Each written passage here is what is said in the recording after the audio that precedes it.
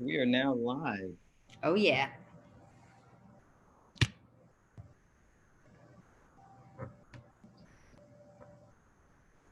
I'm going to let the participant number populate for another, let's say, 60 seconds so that we just know who our audience is for the time being. That's good. I think I'll get started now. Yeah, it seems like it's getting to its number now. People will probably come in as they normally do. They'll trickle in. Who knows where anyone is in the world at 6:30. So I just want to thank everyone for joining us here this evening. My name is Dexter Wimberly. I'm a senior critic at New York Academy of Art. As you likely know, we do a series of talks in the spring and in the fall with fantastic minds throughout the art world. I'm really excited about this conversation this evening. I get the opportunity to talk with Kate Fowle, who's the director of MoMA PS1. Just as a matter of formality, I'm going to read a semi-abbreviated version of Kate's bio. So as you know, Kate Fowle is the director of MoMA PS1 from 2013 to 2019. She was the inaugural chief curator at Garage Museum of Contemporary Art in Moscow and director at large of Independent Curators International, ICI, in New York, where she was the executive director from 2009 to 2013. Prior to this, she was the inaugural international curator at the Yulin Center for Contemporary Art in Beijing. In 2002, Kate co-founded the master's program in curatorial practice at California College of the Arts in San Francisco, where she was the chair until 2007.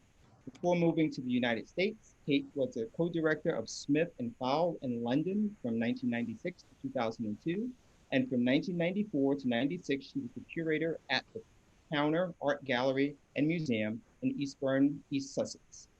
Kate's recent projects include solo exhibitions with David Adjaye, John Baldessari, Sammy Baloji, Louise Bourgeois, Urs Fischer, and numerous others.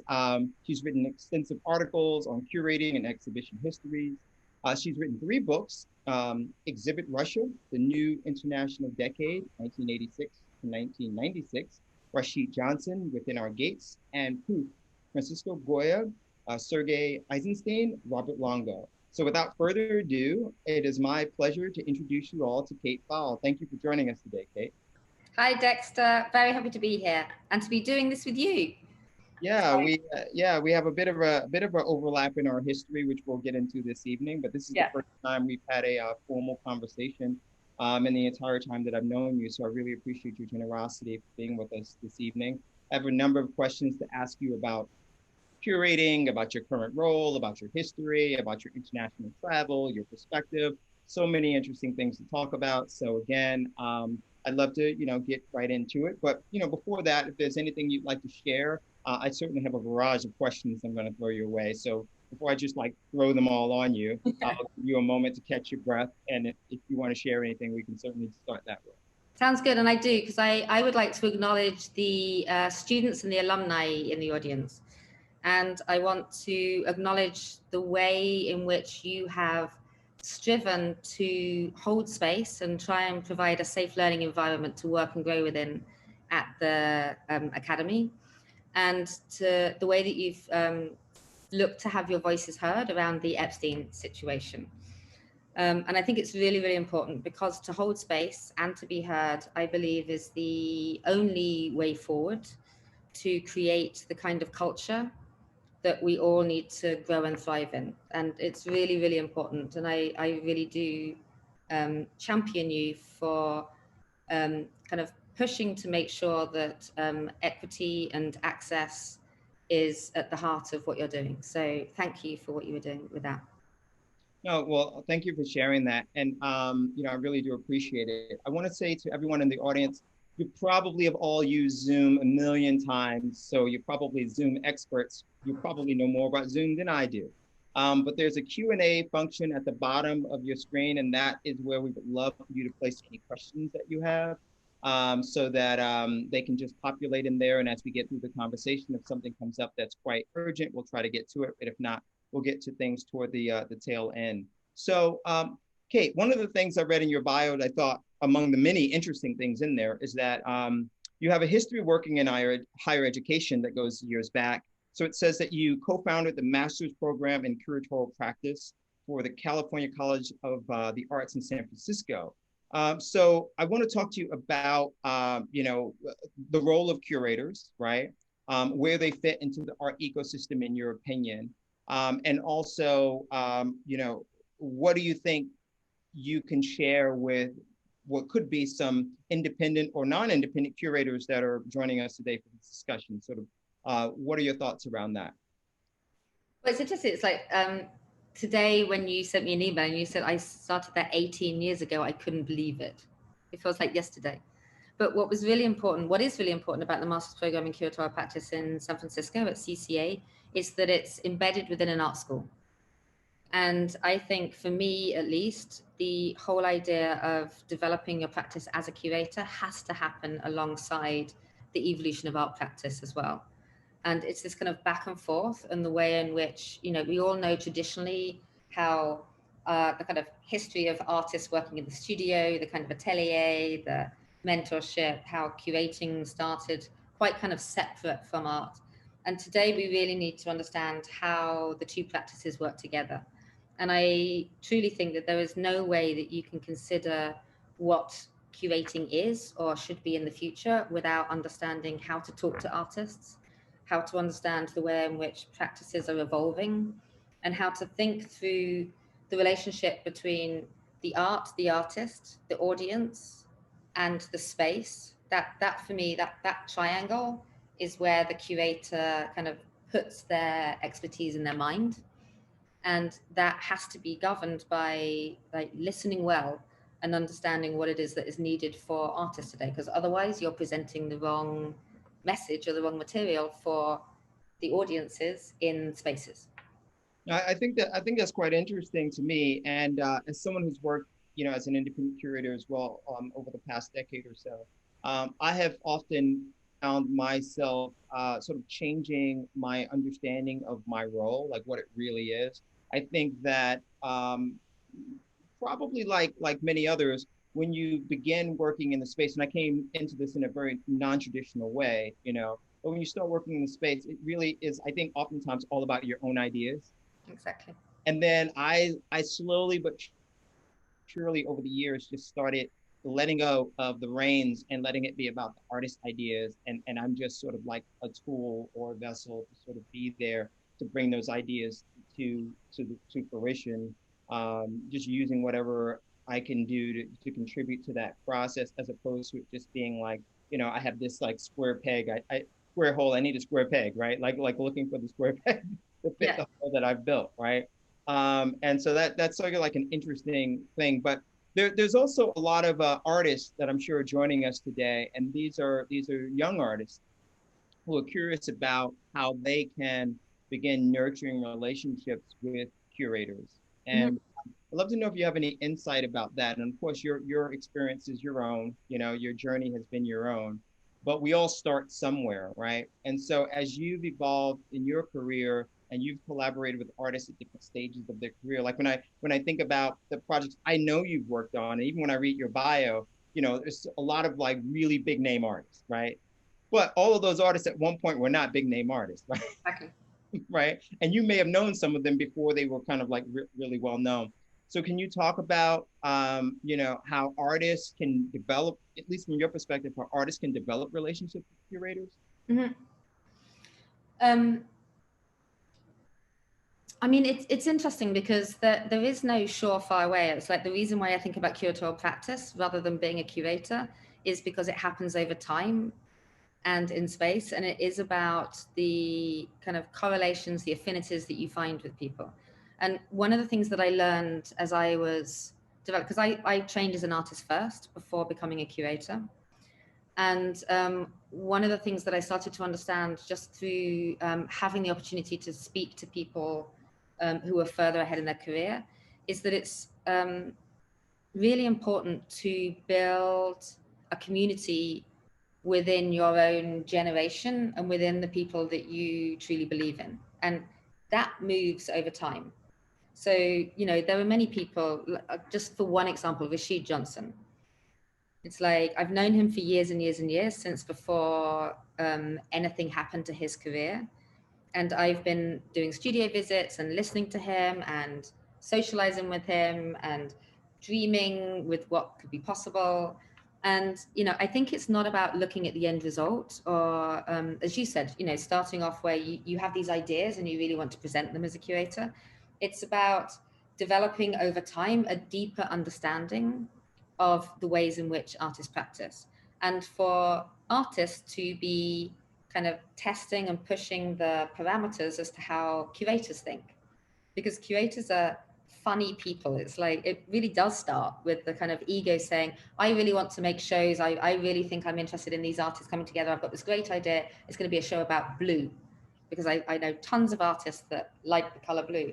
And then slowly over time, you realize that the longevity of your own ideas and the way in which they resonate in society is by often being a facilitator or being interested in production and looking at ways in which you can actually support the ideas of artists. And artists always need people to bounce their thoughts off.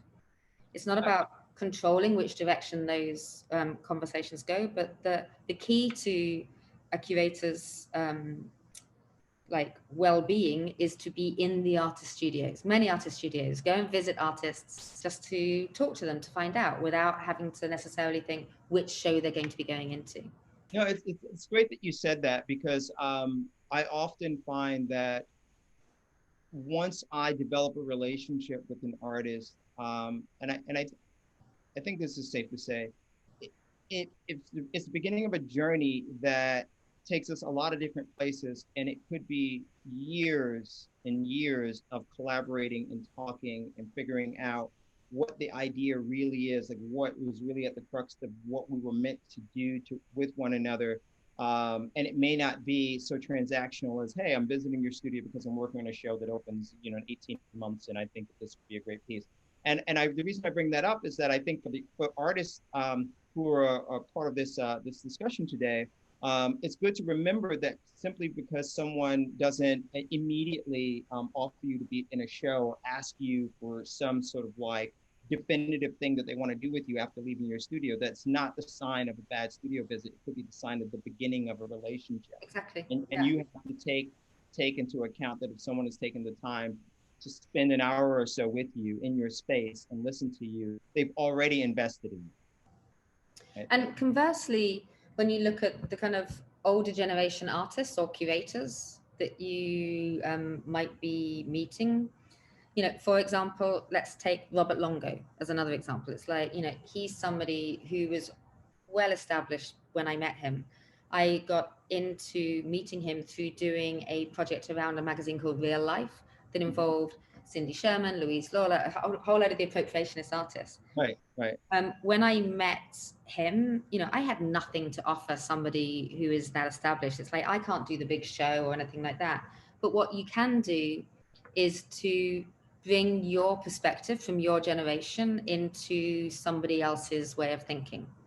And I think it's really important, if you're a younger artist or a younger curator, to understand that building networks intergenerationally and bringing your moment, you're not trying to be them or to kind of be part of what they are. You're trying to find kind of intersections between, how they think and how you think in the world today that is kind of different, and where those meeting points are. Right. No, I get that completely. I mean, I also think that the conversations that happen between artist and curator are really, at least in my view, that's sort of like where the magic begins, where you're able to sort of take an idea, completely pick it apart. And it may not be something that you can kind of like zero in on right away, but that you're having like the beginning stages of something that could be, something you can bring into fruition in the future. I mean, there are examples of artists that I've worked with over the years that I've done maybe 5 or 6 projects with them. And it's not because I don't see other artists. It's just that I know that there's so much more I'm trying to like work out and work through with this person and to better understand them. And in many ways, the more I understand artists, the more I understand myself. Mm-hmm. Sort of like been free therapy as well. I've been there's so many reasons why I think that I gravitated toward the art world that are like issues within my personality that I've been also been able to like work out in that space. But I digress because this is not about me. So speaking of the times that we're in right now, obviously this is a crazy, crazy time to be pretty much doing anything, let alone running a museum. Yeah.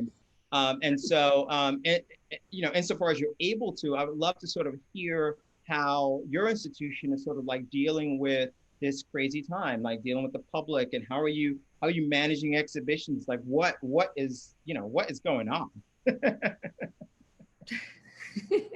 So I became the director of PS1 on September 3rd, 2019.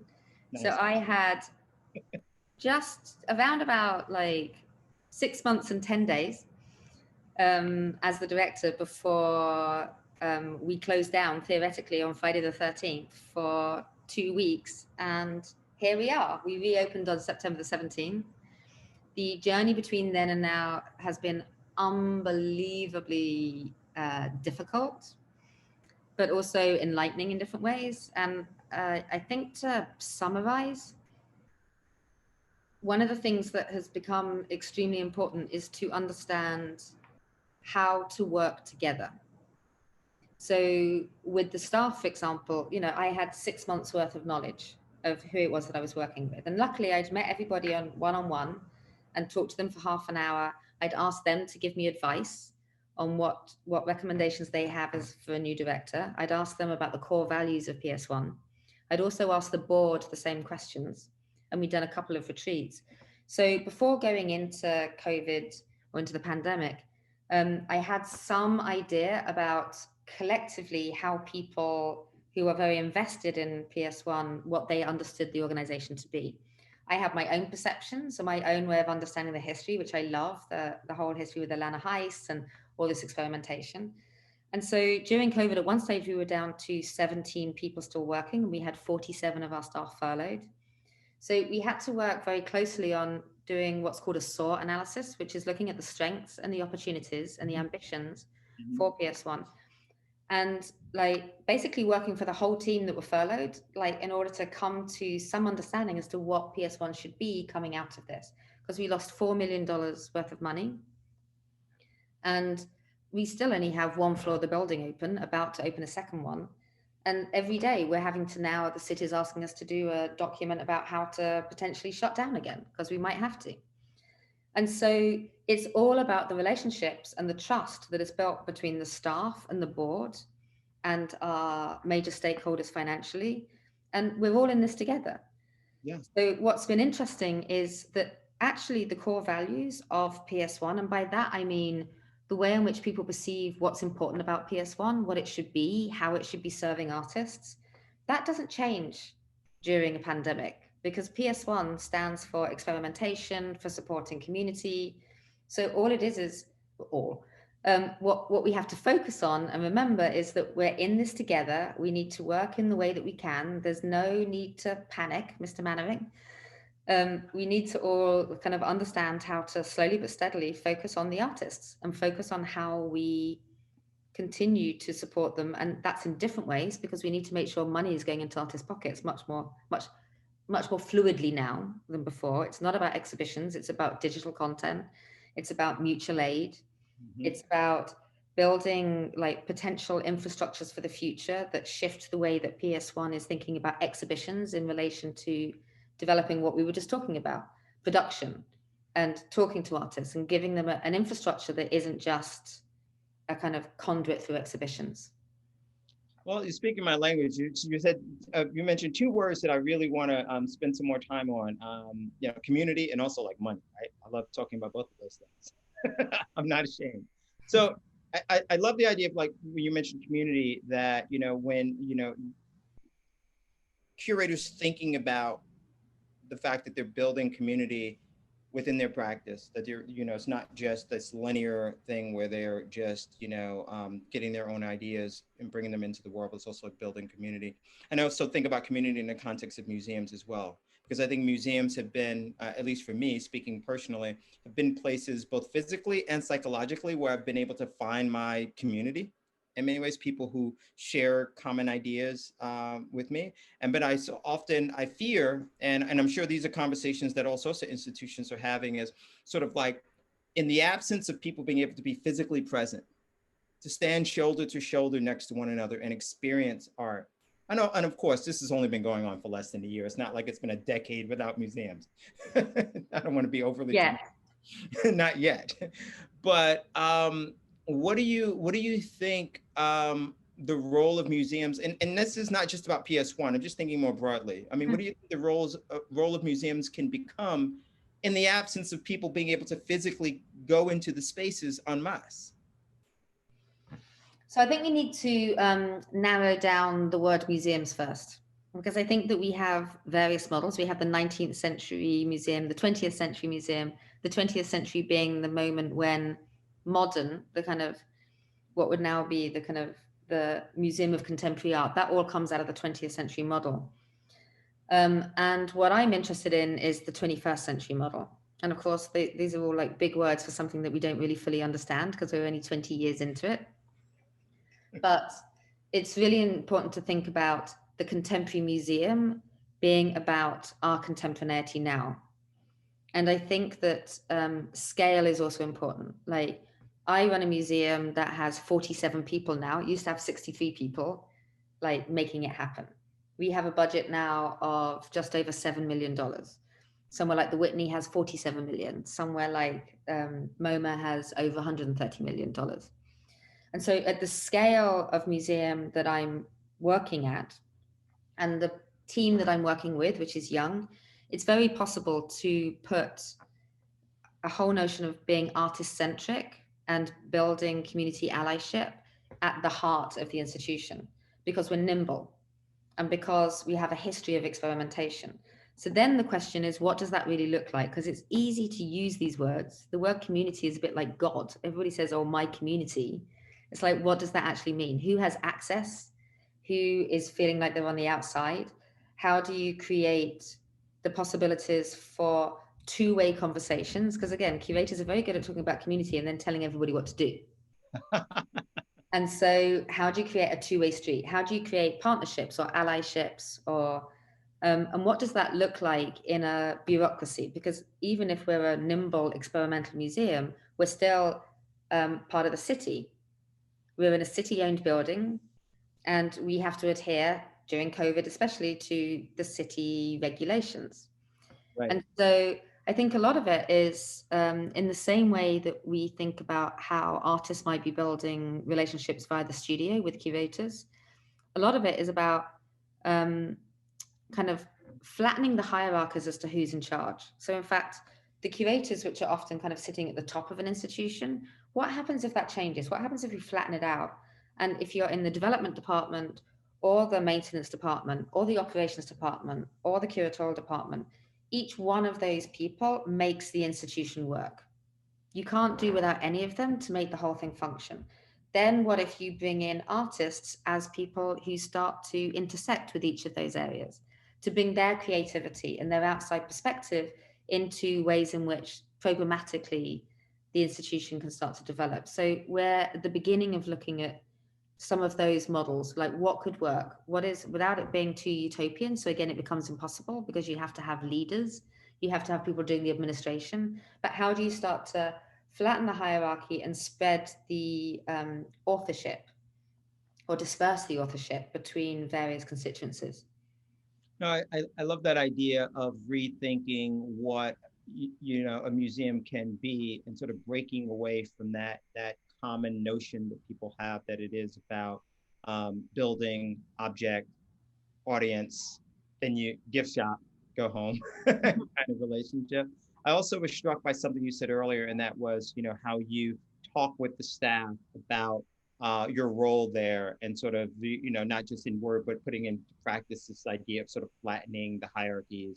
And I think that there's a lesson there, and maybe that's like a lesson for other people to sort of like consider as they run their organizations. I know that the current economic fallout from the pandemic has put a lot of small nonprofits under a tremendous amount of pressure. You have a lot of experience working in, nonprofits of various sizes. And I'm quite curious to see how the current sort of economic pressure that's being put on fundraising is going to impact nonprofits for the future. I mean, even the budget that you mentioned that you have at MoMA PS1 relative to, say, the Whitney or others, but I'm sure there are lots of smaller nonprofits out there that would love to have, the budget you have. I mean, we're rich in comparison to a lot of, like, we're a small museum, not a large nonprofit. Right. And so from your history in working in nonprofits, so the coming full circle, I met you because years ago I worked at Independent Curators International. Very important and historically relevant and active and vital nonprofit based in New York City, but small compared to the Met, who isn't small compared to the Met. But in terms of your experience working in the nonprofit sector and smaller nonprofits, I mean, are there any sort of like lessons you've learned as both a director and obviously a director, if you're a director of a small nonprofit, you're also a fundraiser, right? Like there's the director, the fundraiser, you're the public face, you have to deal with the board. I mean, I don't want to go off on too much of a tangent here, but if there was a sort of like young ED sitting in on this right now who's got this small nonprofit and they're just like, whoa, I don't know what the heck's going on. Kate, can you just tell me like what your take is on this current environment we're in now, and maybe there's some thoughts you might have about how to navigate this? One word, and then we can take it from there: generative. What do you mean by that?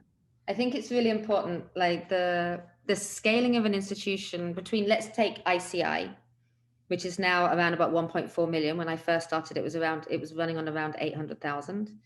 PS1 was running last year on 11 million and is now 7 million.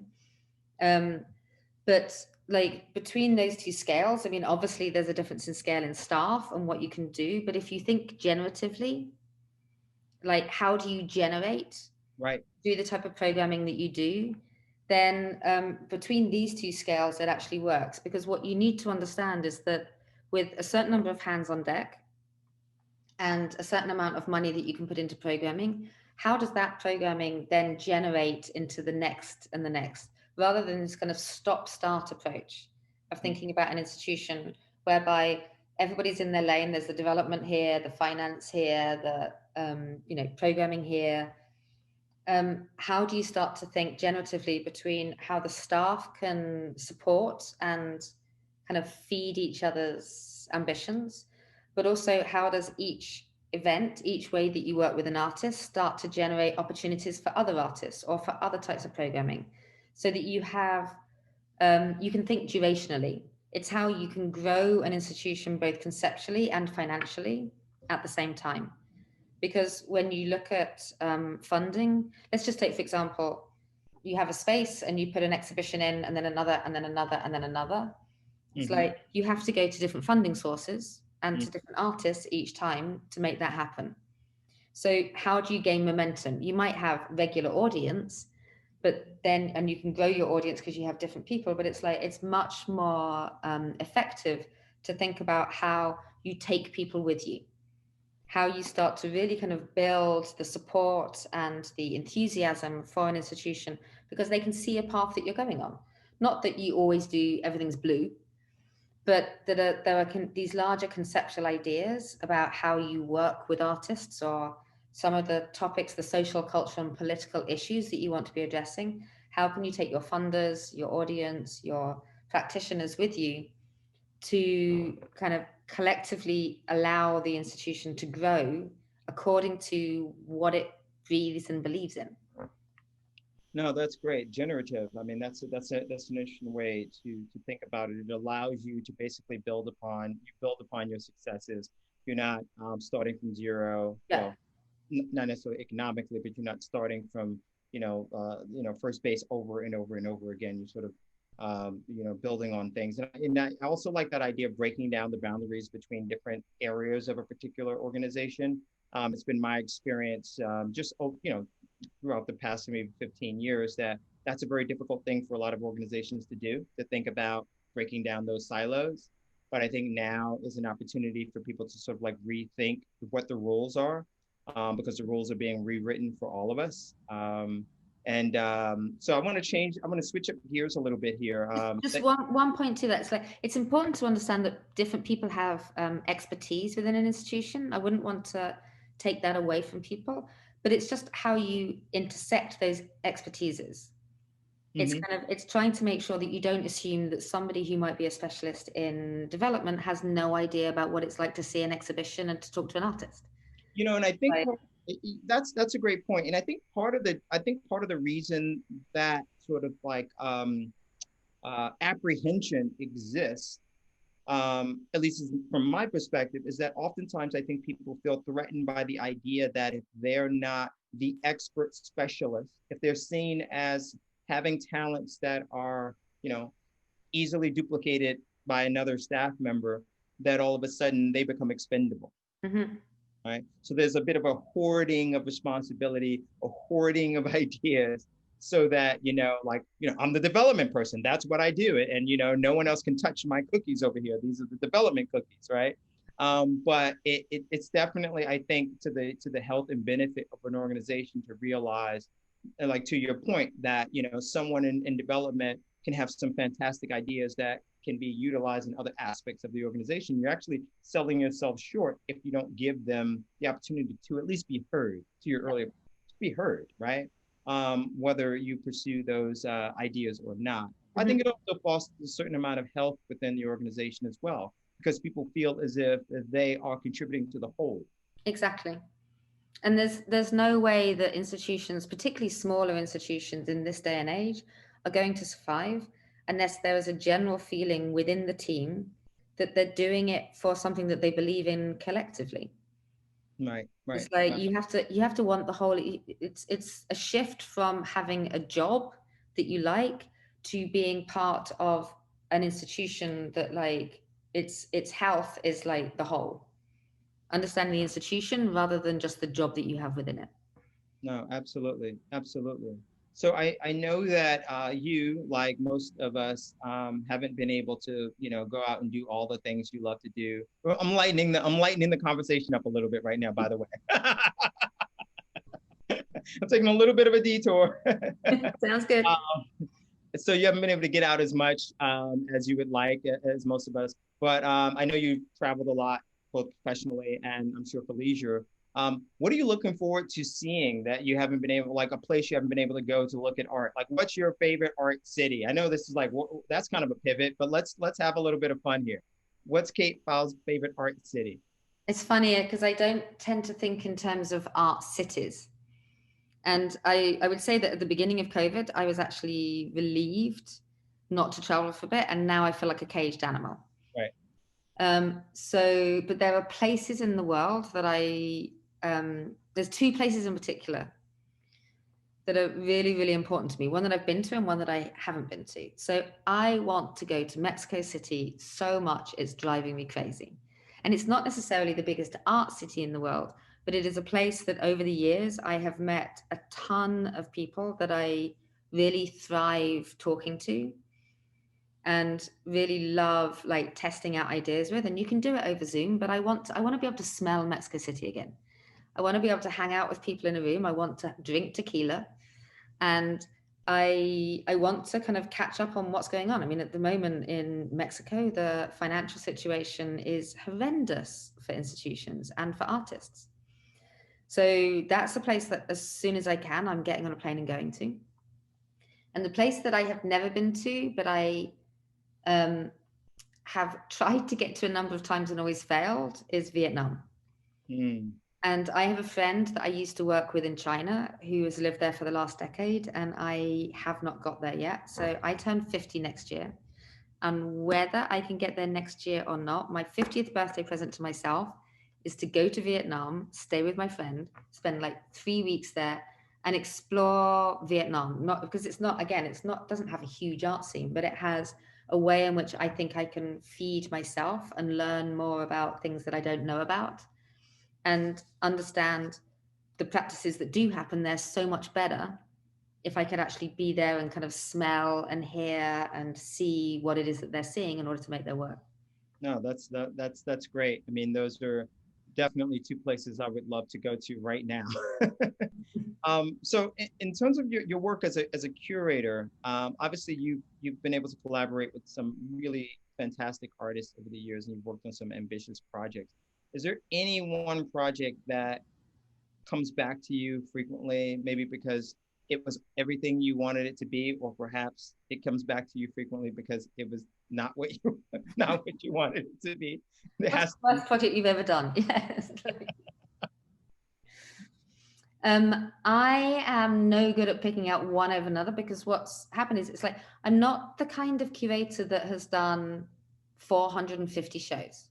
Right. It's like, because I've never worked in an institution where I'm like responsible for doing month in, month out, next show, next show. So each project that I've done has been for a reason that I feel passionately about, and it's taken time to do it. So, you know, I wouldn't be able to pick out one over the other, but there are some, like, for example, Proof, the exhibition that you mentioned with Robert Longo, Sergei Eisenstein, and Goya. Having the opportunity to do something like that in Moscow, where Goya's etchings are in the Museum of Revolution, given as a gift from the Spanish government to the Soviet Union as a thank you for the arms and the money that were being sent to help in the Spanish Revolution. Having the opportunity to go into that Museum of Revolution and like find out from this woman who's worked there for 60 years and the works have never left the collection. Being able to go into Eisenstein's archive, into the working with Robert Longo, who selected Eisenstein and Goya, and understanding how to bring historical work and a contemporary artist into the present day for audiences that don't necessarily eat, sleep, and breathe contemporary art. Having the opportunity to do something on that scale was incredible. You know, but at the same time, working with somebody like Sammy Baloji, who was doing research in the Congo into uranium and copper and the impacts of that, like having him come out to Moscow and just do research in the uranium museum. And there's no uranium in Russia, it turns out. Never was, but there is a museum that starts looking into the ways that the Soviet Union actually covered up the fact that there's no uranium by bringing it in from other places, hence the relationship between the Congo and the Soviet Union. It's like, and then we get into Patrice Lumumba and starting to understand that. So, you know, there's ways in which, again, it comes back to this interest in like listening to artists and what they're interested in and kind of following that trail. Another project called The Back Room that I did with Renaud Proche and Magli Areola for 7 years. That was something we financed out of our own pocket. And it's literally looking into artists' interests and how to present those. So the kind of the back room of their mind, or the stuff that they have in their back room that influences them rather than the end result.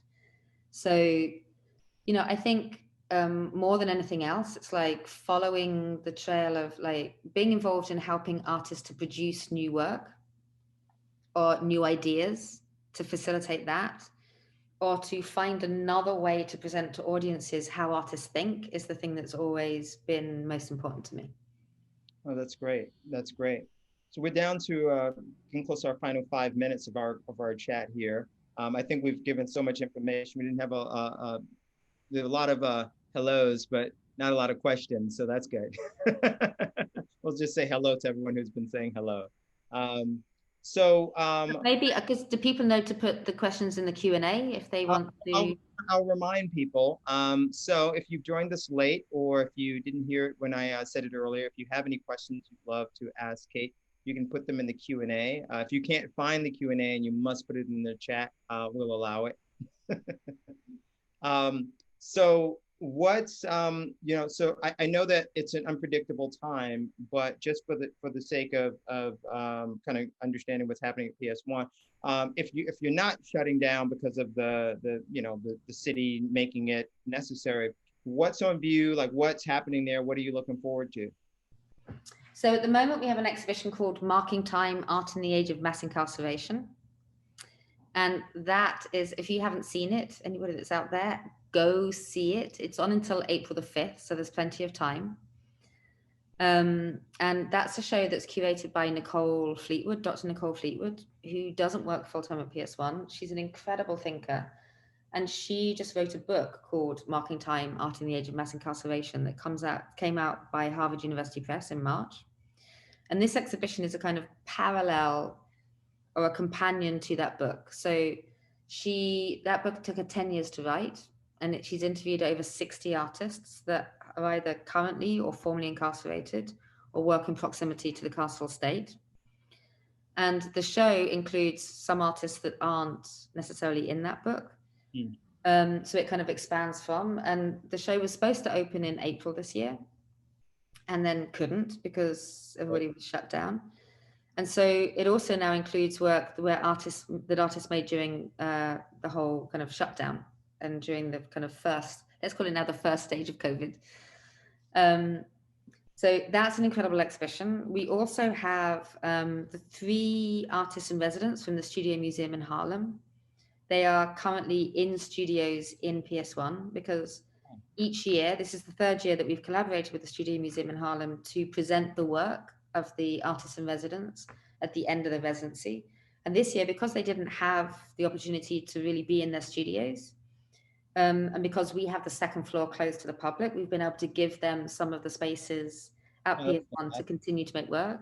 And then their exhibition will open, but touch wood, it opens in early December, so in about a week's time.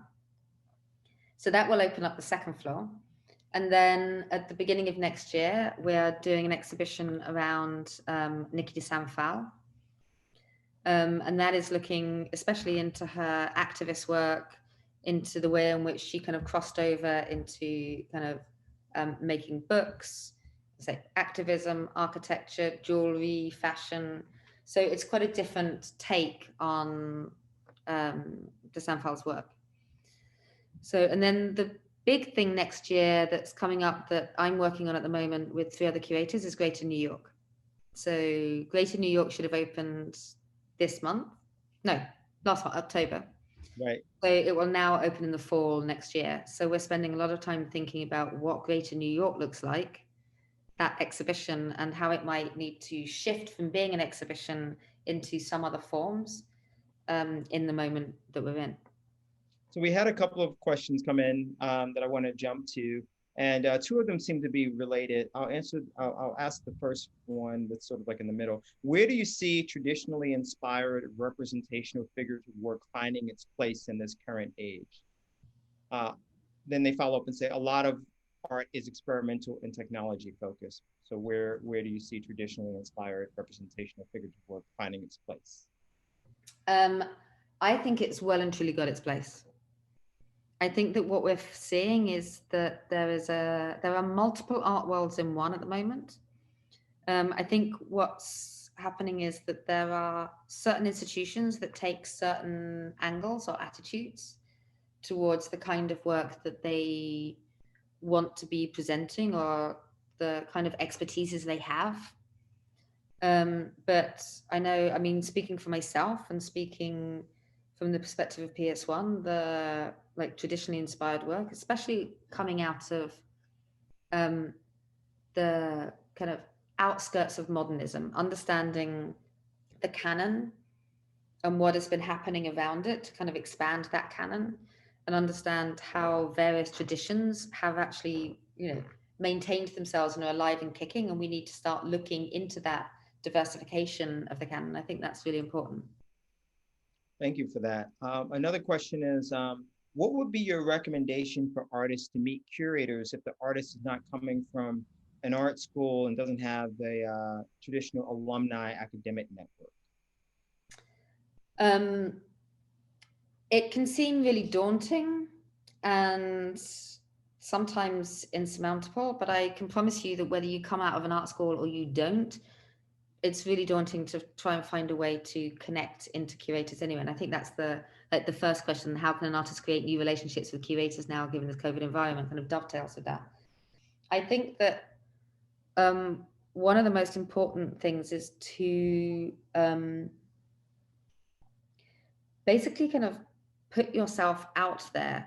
And it comes from expanding your own kind of networks and communities. I think it's very, very difficult to send a cold email or kind of cold call curators. It's like people tell you that you should, but you go, "Hi, my name is so-and-so and I make this work. Could you have a look? And then you catch it when they're like starving, hungry, or rushing off to a meeting and they don't pay any attention and they're forgotten. It's like, but these kind of networks of association, like starting off within your own community and within your own generation and kind of building structures around you, that is the way in which, if you look at the success stories of today, so many people have done that.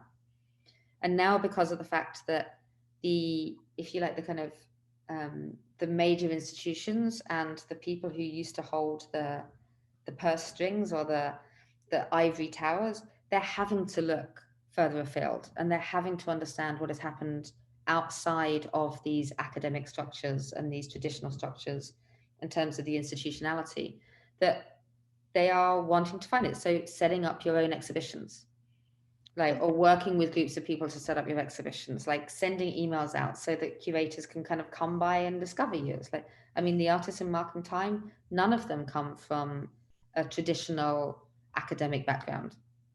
It's like some of the people that are working in proximity to the castle estate actually work in academia, but they're not the famous art school artists. They're the people who work between activism and use visual art to relate to it. So, you know, PS1 is full of that kind of practice at the moment, and I was interested.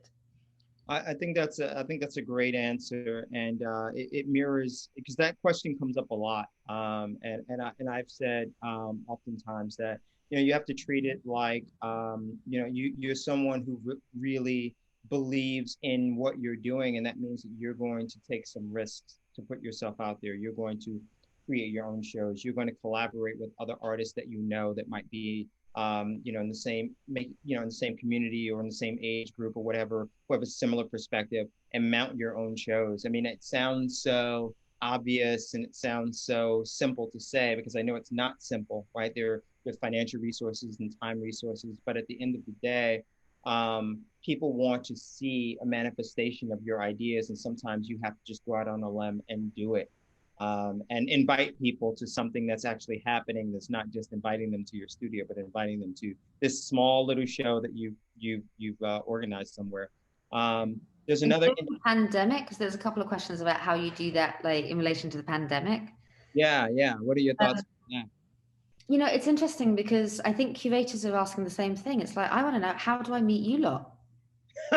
Like, how does this happen? You know, is it that we have to do like salons online? You know, it's interesting kind of seeing what the Brooklyn Rail has done. What do you mean? Their lunchtime talks, which are so interesting to learn about kind of artists that I've never heard of and what they think and what they do. It's like, you know, but what if you're an artist that doesn't like talking a lot and you want to show stuff? Are there ways in which we can try and create forums? But I know a PS1, so I'd love to hear from you and know that I'm going to be running between meetings or running to the loo when you send the email, and it's all difficult. But we are genuinely asking that question. How do we start to expand access to artists, one, during a pandemic, and two, that haven't necessarily got a look in at PS1 before? What does that look like? And we don't have the answers. We do have our ways of doing things, but we want to expand those. So I would love to hear from people. It's like, you know, maybe there are salons that need to get set up. Where I think, of like, what are the formats that could work?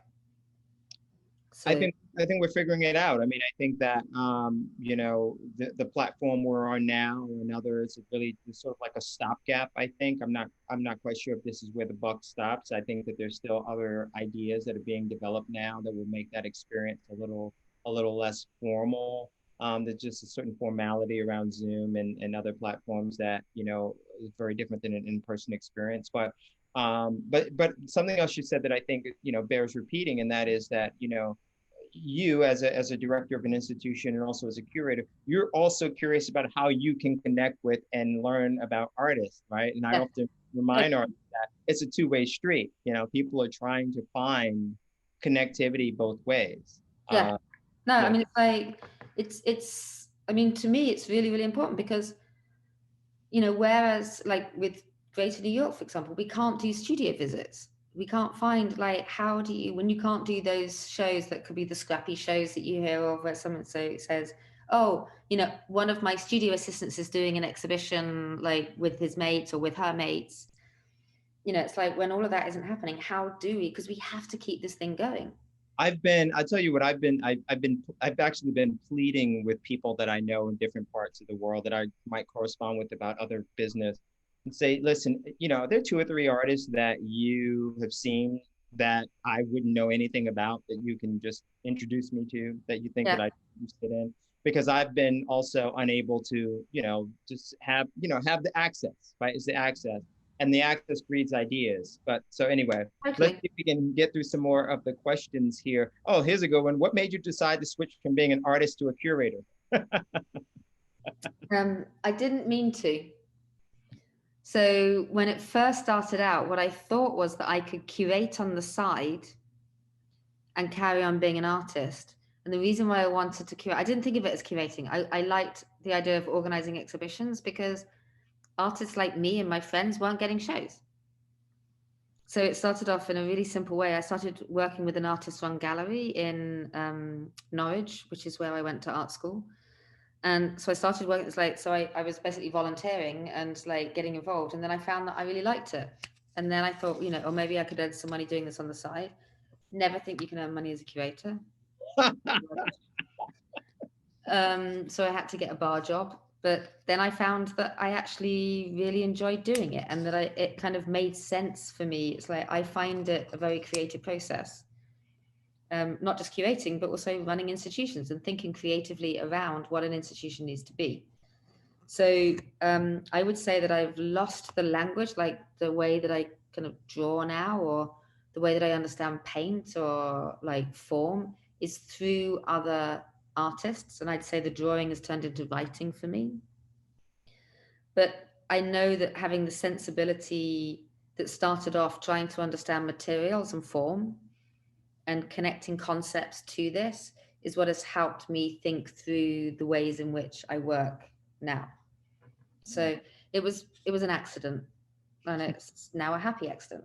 So I love Liz Grimaldi. Oh, I shouldn't have said your name. I'm sorry, Liz. I'm saying your name. Liz Grimaldi's question here. now you're part of the recording, Liz. What Liz says is she loves the nimble example of partnering with Studio Museum in Harlem. What other partnerships does PS1 seek to expand audience or impact? So what's interesting, a little known fact about PS1, which was never hidden but not noticed, is that PS1 doesn't have an education department. And it's in a school.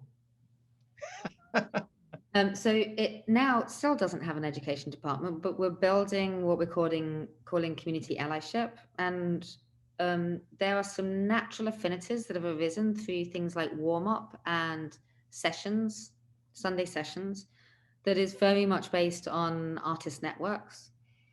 And so what we're looking at now is thinking more locally. So looking into which affinities could be interesting for us in Long Island City and in North Brooklyn and Western Queens.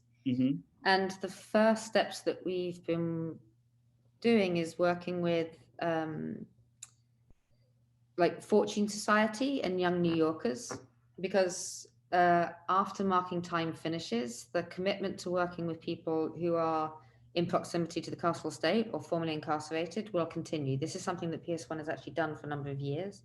And so I want to turn that, in terms of partnerships, we're very interested in finding longer term partnerships around that. And mutual aid, kind of understanding how museums and mutual aid could work together. So we're looking at partnerships, looking at what's called a collective impact model.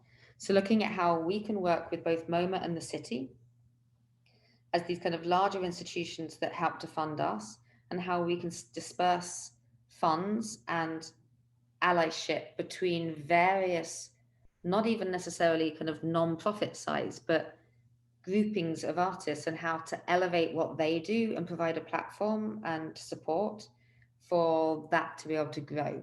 So that's a more esoteric end of it, but we're looking into that at the moment and starting. If you look at the ps1homeschool.org, which is, I can put that into the chat. That's a kind of blog that we started during COVID, and you'll see some of the kind of mutual aid projects and the types of partnerships and allyships we have developed, which is what we're looking at taking further in the future. No, that's that strikes me. Earlier today, I received an email that with the headline, 67% of museums have closed their education departments or shuttered their educational programs or something along those lines. So we're doing it rather. We're going heavy into it, but not education. Education is top down. No, it's great that you're doing it. I mean, obviously, the economic fallout of this time we're living in is really impacting that aspect of museum offerings and programming. Is great to hear. I don't believe in that. No. It's a choice how you disperse money. Interesting. Like, because when you reduce the amount of money, that we've all lost money, but you can choose to lean into something if you think it's integral to the way in which an institution is going to thrive and generate moving forward. You make decisions. No, I like that. I mean, because what has someone said to me recently, and we've been kind of talking about this a lot, that your budget reflects your values.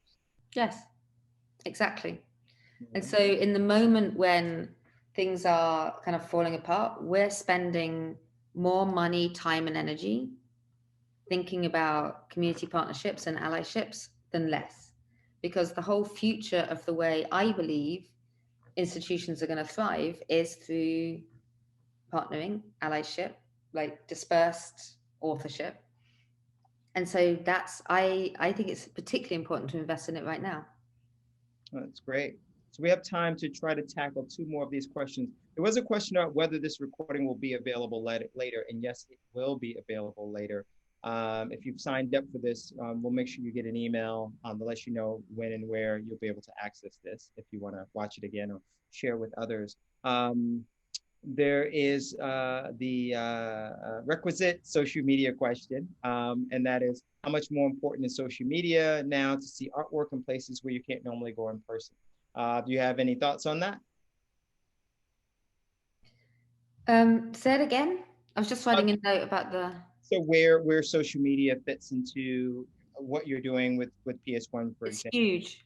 Yeah. Well, particularly because, PS1 was kind of eaten by the MoMA website, and not what does that mean? Not intentionally, but as the new MoMA developed and the new website developed, there were experiments that were made. So now, we don't actually have a website. We have this blog that I just typed into the chat, but we don't actually have an independent website to be able to talk or speak to our immediate constituencies. Wow. And so Instagram is one of our key ways of communicating. We do Instagram takeovers. So we give our platform to other artists or smaller scale institutions to be able to amplify what they're doing. We are directly communicating with a lot of our constituencies all over the world through social media.